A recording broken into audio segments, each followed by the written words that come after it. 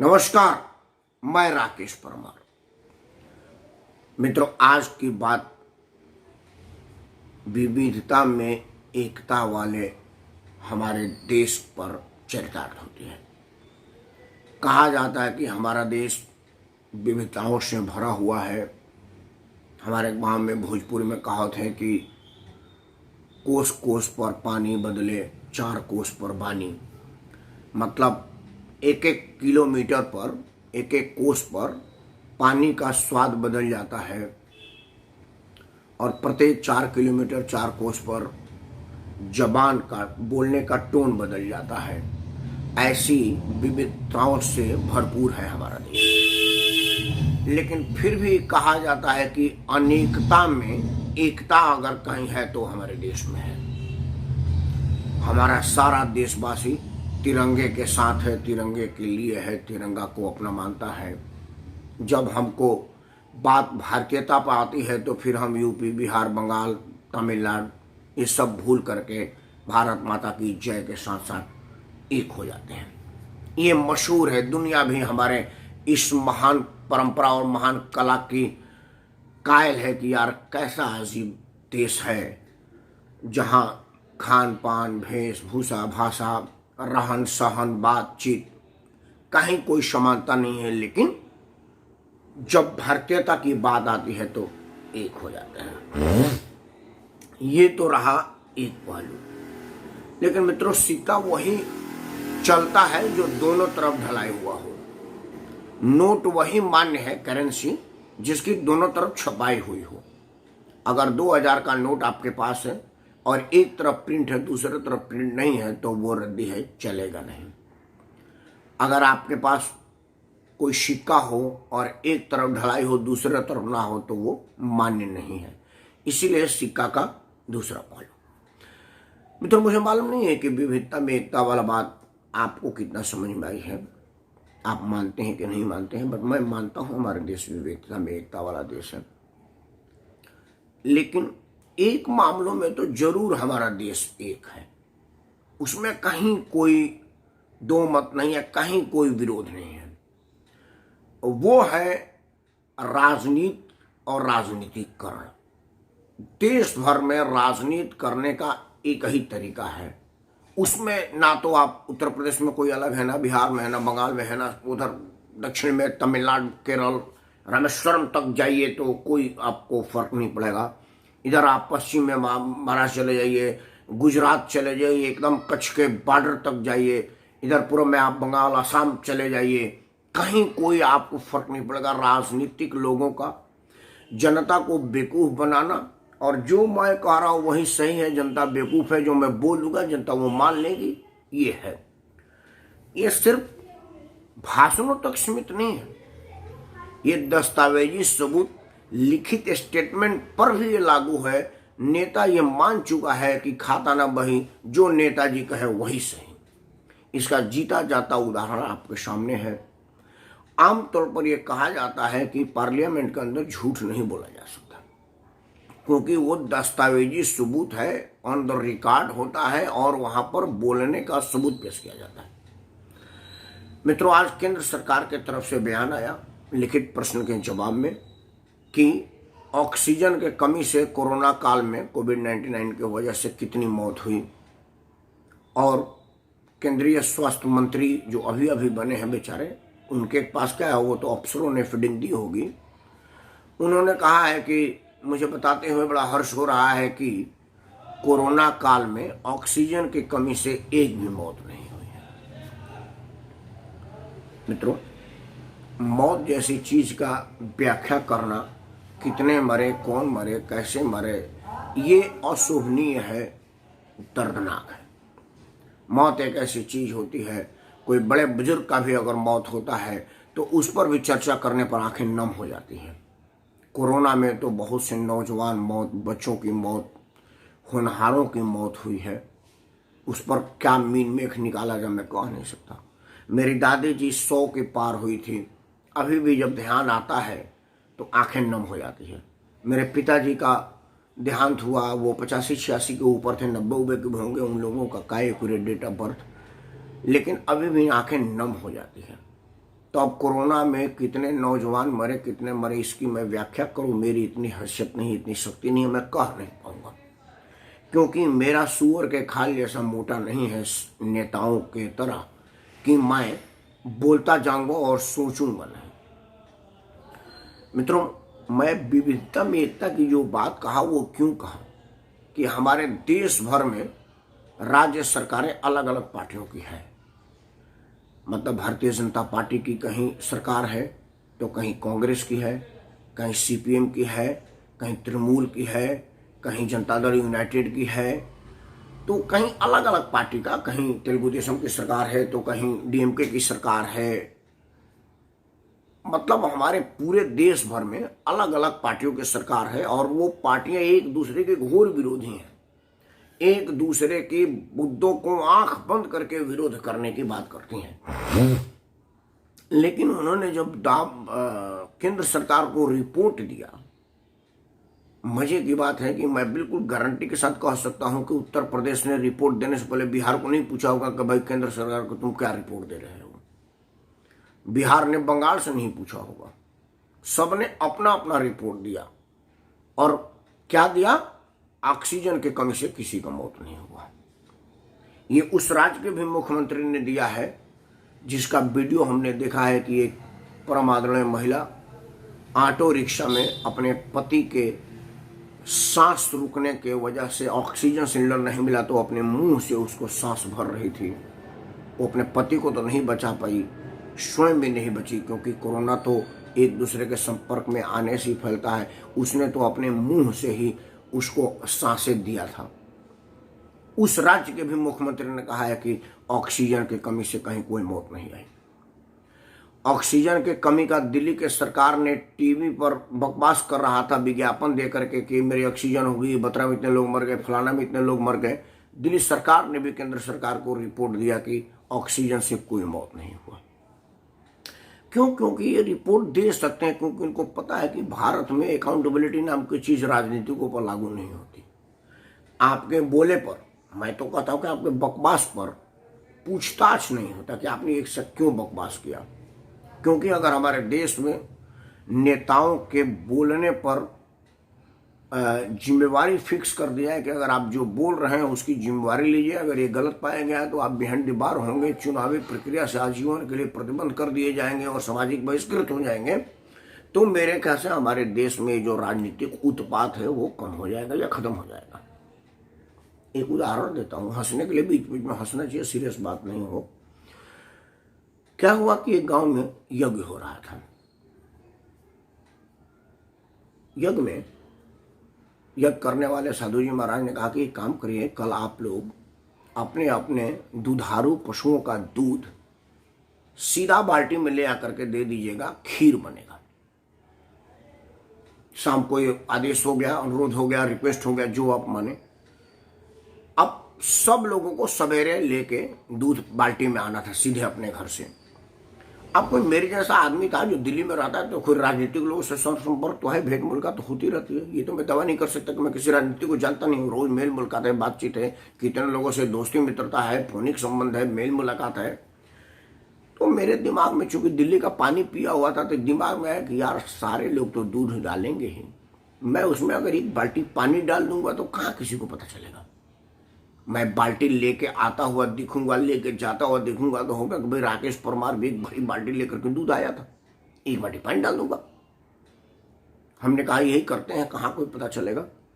जब सवेरे दूध का ड्राम खोला गया तो वो पूरा पानी से भरा हुआ था, क्योंकि मेरी तरह से पूरे गांव ने ये बात सोच लिया था कि यार अगर मैं एक बाल्टी पानी ही डाल दूंगा तो कहाँ किसी को पता चलेगा।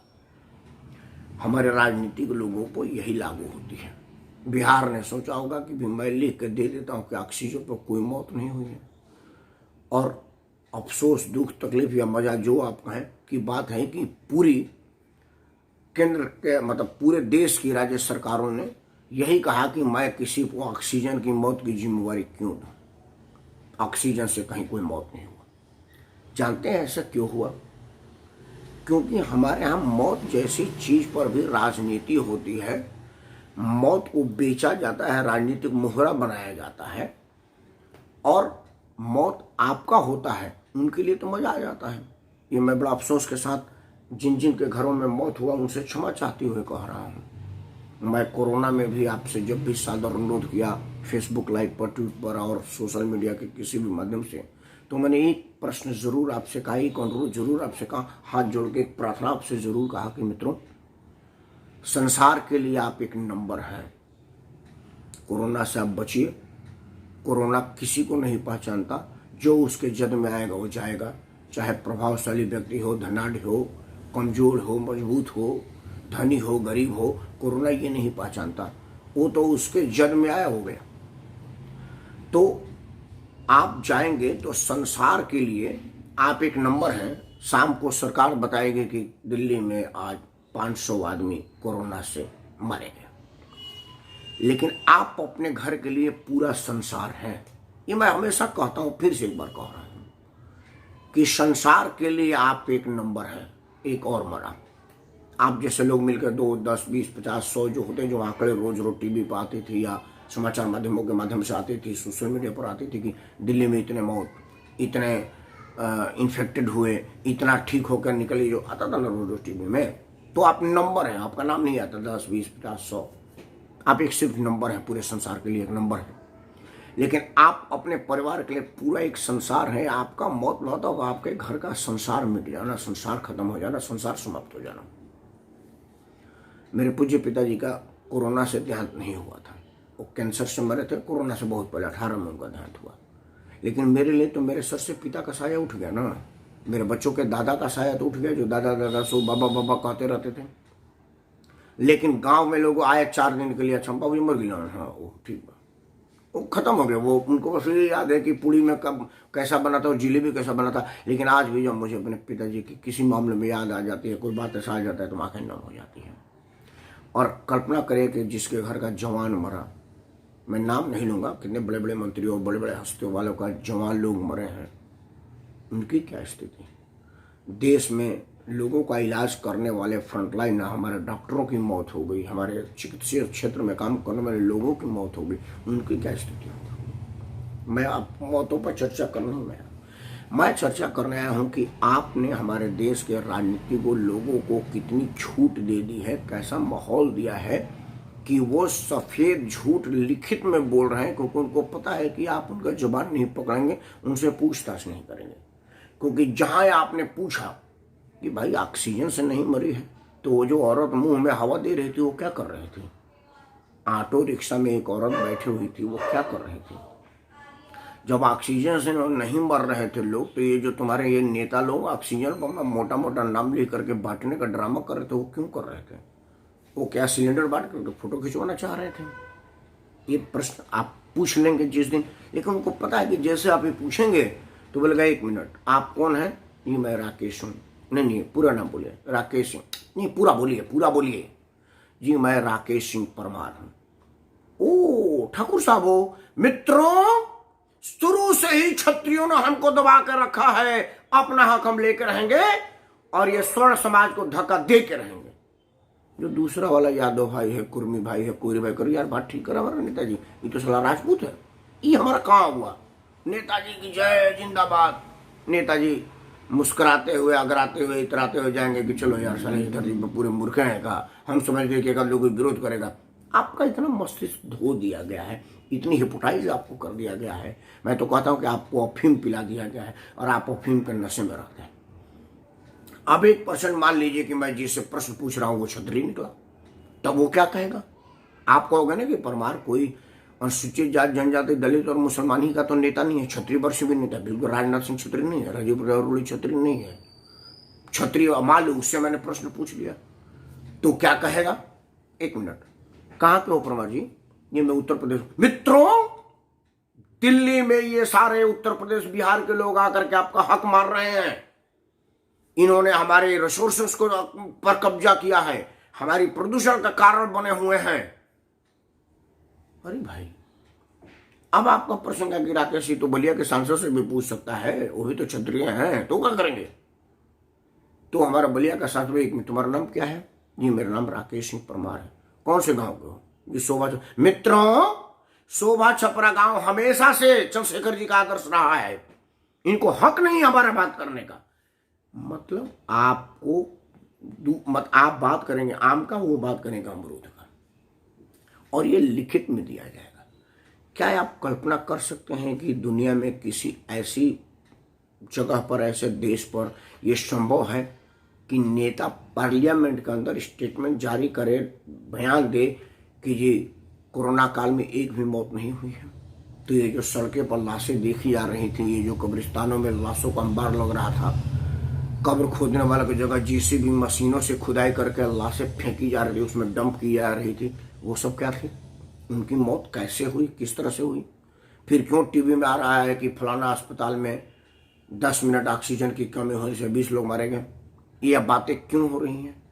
ये इसलिए हो रही हैं कि हम सब लोग अभी भी नहीं समझे, क्योंकि जब से ये पार्लियामेंट में बयान आया है, मैं कहीं कोई ट्विटर पर, सोशल मीडिया पर, फेसबुक पर इस बात का विरोध करते नहीं सुना कि कोई आदमी इस पर हैशटैग चलाता है कि शेम ऑन गवर्नमेंट, धिक्कार है सरकार पर, लानत है सरकार पर। इस तरह के बयान मैं सुना ही नहीं। नेता इसी गारंटी में कह देता है। एक सुखद आश्चर्य और हुआ, आज दिन आश्चर्यों से भरा हुआ था। एक तो अफसोसजनक आश्चर्य हुआ कि नेता, हमारे केंद्र के स्वास्थ्य मंत्री ने कहा है कि कोरोना से कोई मौत नहीं हो। ये उन्होंने नहीं कहा था, ये केंद्र सरकार का फैसला नहीं है, केंद्र सरकार का डाटा नहीं है। राज्य सरकारों ने डाटा दिया था केंद्र सरकार के स्वास्थ्य मंत्रालय को। केंद्र सरकार ने पूछा होगा, मतलब एक्चुअली होता क्या, पहले जान लीजिए प्रक्रिया कि जो आप प्रश्न पूछते हैं ना पार्लियामेंट मेंबर लोग, वो बहुत पहले प्रश्न लिख कर दी जाती है, फिर वो कंसर्न मंत्रालय पूरे देश भर से उसकी डाटा इकट्ठा करता है। जैसे मालूम मैं प्रश्न पूछूंगा कि ये कोरोना में मैं नहीं, मेरे तो अधिकार नहीं, मैं मालूम मैं एमपी होता, मैं बलिया से सांसद होता, और प्रश्न पहले दे दिया जाता है। वो जो आप सामने पूछताछ करते हैं वो असल में 15 दिन, महीना दिन पहले की प्रक्रिया होती है। मैं 15 दिन पहले लिख करके, कुछ प्रश्न होते हैं अल्पकालिक प्रश्न, कोई दीर्घकालिक प्रश्न, कोई विशेष प्रश्न, कोई ऐसे कुछ जो प्रश्न होते हैं उनका कुछ होता है कि ये प्रश्न, इस टाइप का प्रश्न आपको इतने दिन पहले पूछना है, इस टाइप का प्रश्न आपको इतने दिन पहले पूछना। वो पार्लियामेंट के मेंबर्स के पास वो नियमावली होती है, उसके हिसाब से पूछा जाता है। सेक्शन इसमें, सेक्शन इसमें, सेक्शन इसमें, वो अलग चीज़ है, उसमें डिफिनेशन करने नहीं बैठा हूँ मैं, आपको मैं बता देता हूँ। तो एमपी पूछा कि कोरोना में कितनी मौत ऑक्सीजन से हुई, कितनी दवाओं से हुई, कितनी वेंटिलेटर की कमी से हुई, कृपया बताया जाए। अब स्वास्थ्य मंत्री के पास वो प्रश्न जाएगा। स्वास्थ्य मंत्री क्या करेगा कि केंद्रीय स्वास्थ्य सचिव को देगा कि इसकी डाटा इकट्ठा करो। केंद्र स्वास्थ्य सचिव राज्य सरकारों को देगा, राज्य सरकार जिला एडमिनिस्ट्रेशन को देगी, और प्रत्येक गांव प्रधान से लेकर के तक सारे अस्पतालों में सूचना 15 दिन 20 दिन के अंदर आ जाएगा, और डाटा आएगा। वो सब जोड़ के ये करेगा कि इतनी मौत ऐसे हुई, आते हुए आते हुए। तो किसी मेंबर पार्लियामेंट के पूछे प्रश्न के जवाब में जो केंद्र सरकार ने राज्यों से डाटा मांगा होगा, तो सभी राज्य सरकारों ने कहा कि ऑक्सीजन से एक आदमी की मौत नहीं हुई है। अब हो करते रहिए, एक ने भी इस बात की जिम्मेवारी नहीं ली है। क्यों नहीं लिया है ये मैं आपको पहले बता चुका हूं। मित्रों, हमारे देश में सबसे पहले आवश्यक ये है, हम सब लोगों के लिए बड़ा जरूरी है, मौत से भी पहले ये आवश्यकता है कि हम अपने राजनीतिक लोगों के बयानबाजियों पर अकाउंटेबिलिटी, उनकी जिम्मेवारी फिक्स करें कि भाई आप जो बोल रहे हैं वो जिम्मेवारी से बोलिए। पार्लियामेंट के अंदर बोल रहे हैं और आप झूठ बोल रहे हैं। जिस दिन उनसे इस विषय पर पूछताछ हो जाएगा, जिस दिन उनसे इस बात की जिम्मेवारी फिक्स कर दी जाएगी, पार्लियामेंट में एक सिंगल अमेंडमेंट कर दिया जाएगा, कानून बना दिया जाएगा। या मैं कभी किसी विद्वान न्यायाधीश को इस पर सो मोटो लेकर नहीं देखा। अब तक तो मैंने समाचार को नहीं देखा कि भारत के सर्वोच्च न्यायालय के सर्वोच्च जस्टिस इस पर सो मोटो ले लिए हैं। कोरोना के वजह से कांवड़ यात्रा नहीं होगा, इस पर वो सो मोटो ले लिए थे। साबरमती मंदिर में ये होगा, वो सो मोटो ले लिए थे। लेकिन इतना बड़ा झूठ, जज साहब के घर में भी तो टीवी होगा। शाम को वो भी अदालत से थका मारा बीबी बच्चों के साथ चाय कॉफी के आनंद लेते हुए टीवी देख रहे होंगे। देश के जिम्मेदार नागरिक हैं, तो क्या उनको टीवी पर पता नहीं चला कि इस अस्पताल में ऑक्सीजन की सप्लाई में थोड़ा देर होने से लोग मर गए? या माननीय विद्वान न्यायाधीश को ये भरोसा है कि जो सरकार करे वही सही खाता ना भाई? मित्रों, इस बात की सब लोगों को सोचना पड़ेगा। और वो इसलिए सरकार ये कहने पर आसानी से कह गई क्योंकि उसको पता है कि हमसे कोई पूछताछ नहीं करेगा। पार्लियामेंट में आज एक सुखद आश्चर्य, और आमतौर पर ऐसा होता नहीं है। एक राष्ट्रीय जनता दल मतलब लालू प्रसाद के पार्टी के एक राज्यसभा सांसद हैं मिस्टर मनोज कुमार झा। हालांकि वो प्रोफेसर लिखते हैं, उनके बातचीत करने उनके बुद्धि विवेक से तो मुझे नहीं लगता कि वो स्कूल में भी गए हों। हालांकि वो प्रोफेसर ही हैं दिल्ली यूनिवर्सिटी में, ये भी सच्चाई है। लेकिन उनका बिहेवियर जिस तरह से होता है, उनका वाक्पटुता जिस तरह से होता है, उनका बातचीत करने का लहजा जिस तरह होगा, विषयों की प्रस्तुतिकरण जिस तरह से होती है, उस तरह से मुझे नहीं लगता कि इनको स्कूल के आगे पाछे भी गए होंगे। स्कूल के अंदर का तो गारंटी है। लेकिन आज उन्होंने एक बड़ा बढ़िया बात कहा। एक तो श्री मनोज झा साहब को मैं बहुत बहुत मुबारक दूं। मैंने उनके बयान सुनने के बाद, पहले बयान बोल दूं उसके बाद उसके विषय में बात करूंगा। उन्होंने आज सदन में जब इसी मौत पर चर्चा हो रही थी तो उन्होंने सदन में कहा कि देखिए, कौन मौत किस तरह से हुआ, किस अभाव में हुआ, इसे किसी डाटा में देखने की जरूरत नहीं है। जो लोग मरे हैं वो जिंदा दस्तावेज छोड़ के गए हैं।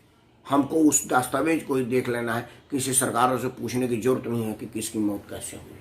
उन्होंने अपने कई साथियों का नाम लिया जो पार्लियामेंट के मेंबर थे, उनके साथ बैठा करते थे, सदन में बातचीत करा करते थे।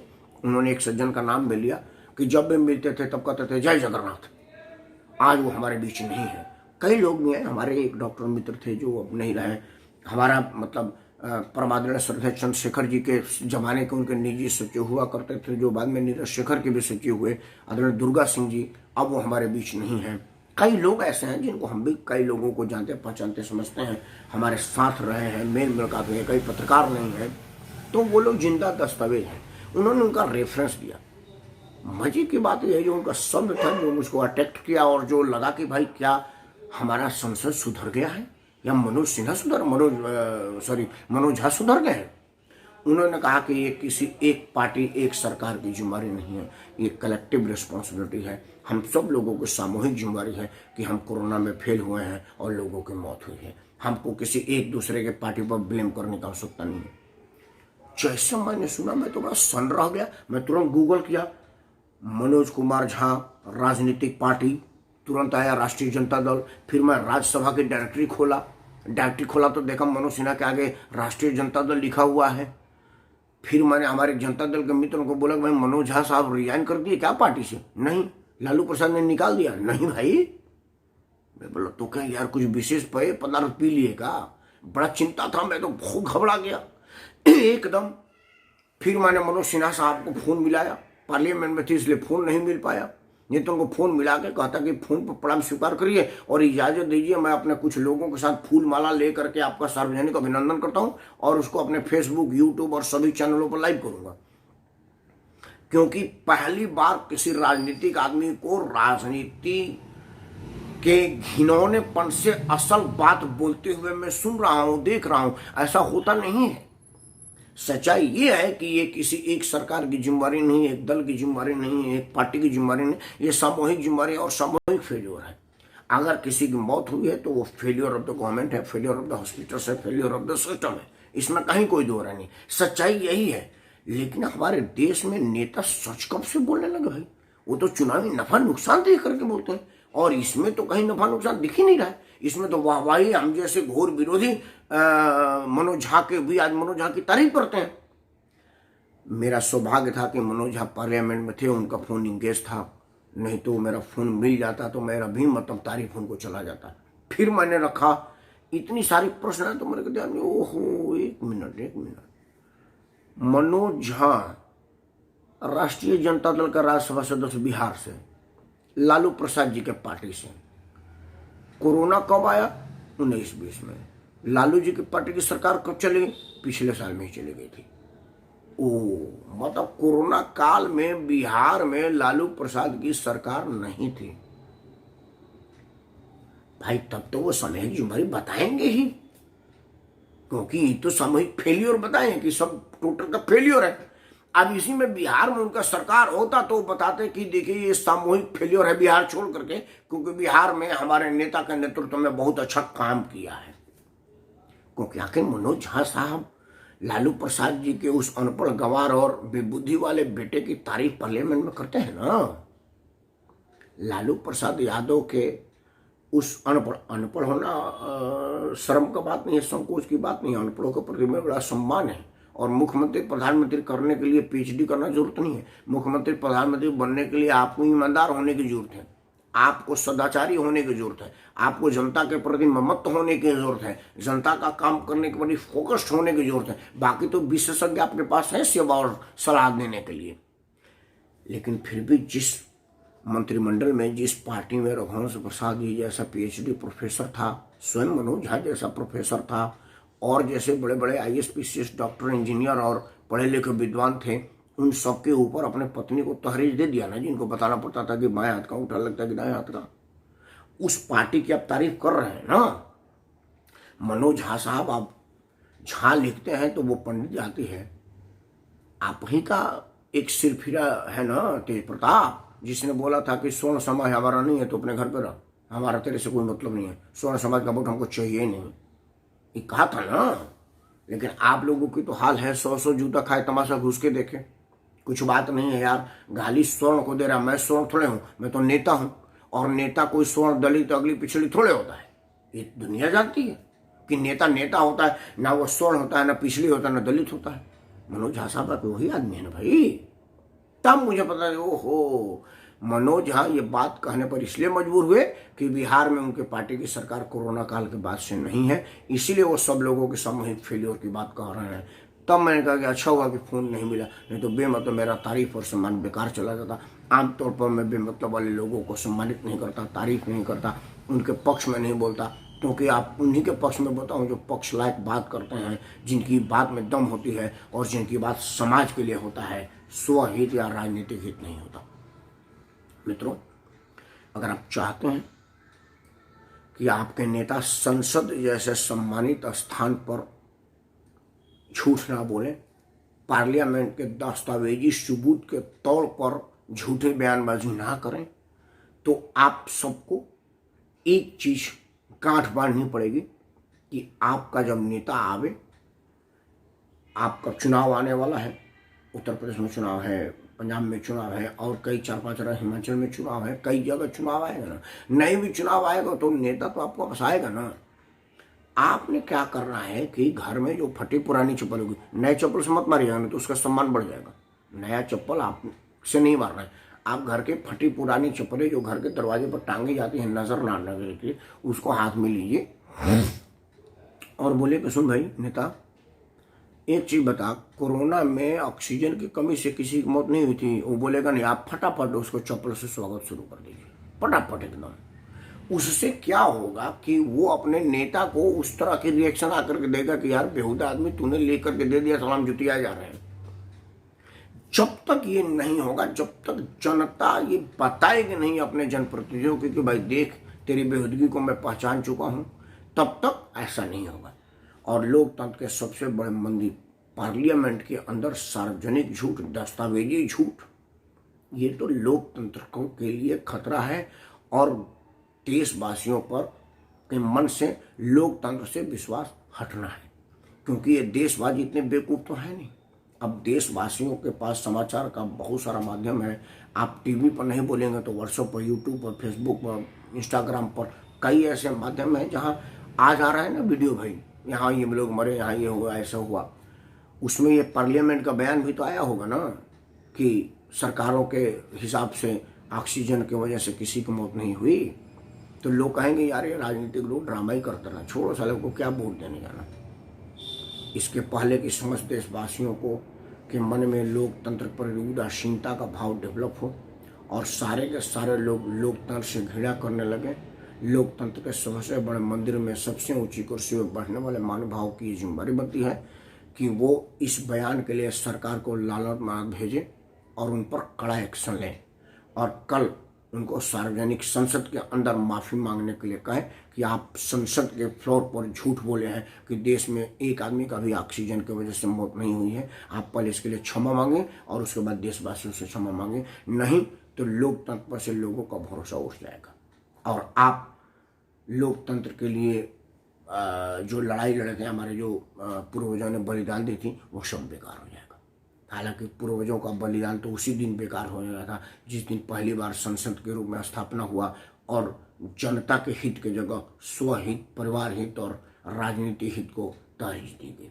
आज देश हित तो कहीं रहा नहीं है। कोई गलती से मिस्टेक से कोई देश हित हो जाए वो अलग बात है, नहीं तो राजनेता प्रोग्राम वो बनाते हैं जिसमें उनका हित हो, बहस पार्लियामेंट वो होते जिसमें इतना हित हो, शोर शराबा हंगामा उसमें करते हैं जिसमें अपना हित हो, देश हित कहीं नहीं है। मैं हाथ जोड़कर आपसे प्रार्थना करता हूँ कि कृपया आप जागिए, क्योंकि जब तक सोए रहेंगे लोग आपको मौत में सुलाने का प्रयास करते रहेंगे। जगिए, क्योंकि जगे आदमी पर हमला नहीं हो सकता, जगे आदमी के साथ साजिश नहीं हो सकता, और जो कौम जाग नहीं सकती उसका भविष्य अंधकार में है। इन्हीं शब्दों के साथ मैं राकेश परमार एक बार पुनः आपसे प्रार्थना करता हूँ कि सरकारें तीसरी वेव लाने का भरपूर प्रयास कर रही हैं, ताकि फिर 2, 4, 10, 500 लोग मरें और हम मुफ्त में राशन उसन बांट बूट करके आपके मन में सिंपैथी क्रिएट करें और अपना महानतम चेहरा स्थापित कर दें।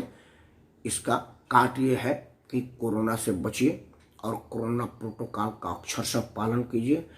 बहुत ज़रूरत से भी ज़्यादा ज़रूरत अगर ना हो तो आप बाहर ना निकलें। क्यों? क्योंकि वही बात, संसार के लिए आप एक नंबर हैं, लेकिन अपने परिवार के लिए पूरा संसार है। आपके परिवार का संसार ना मिटे, ये परमपिता परमेश्वर से प्रार्थना करते हुए आप सबसे विदा लेता हूँ। जय हिंद, वंदे मातरम।